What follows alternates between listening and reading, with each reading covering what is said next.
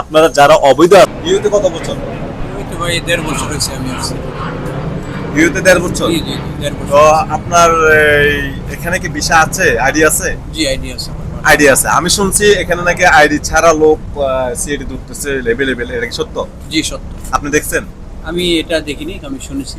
শুনেছেন? জি জি। আচ্ছা, এখন আমি বলি, আমি গতকাল এই জায়গা দাঁড়িয়েছিলাম ভাই, আমার সামনে একজন সিআইডি আসলো আর একজন ড্রাইভারকে ডাক দিয়ে ওনাকে সবকিছু ওনার ঠিক আছে, সবকিছু আইডি, ওনার আইডি সবকিছু, একজন ড্রাইভার, তার মানে সবকিছু ঠিক আছে ভাই, উনি ড্রাইভিং করে, হ্যাঁ কোম্পানি ড্রাইভিং করে, দুবাই ট্যাক্সি ড্রাইভিং। এখান থেকে সে পার্কিং করছে, জায়গা নাই, তারপর পার্কিং করার চেষ্টা করতেছে, সিআইডি এর পিছে ছিল, ওনাকে তাকে নিয়ে ধরে নিয়ে গেছে ভাই, আইডি দিছে, আইডিটা ভেঙে পালাই দিছে।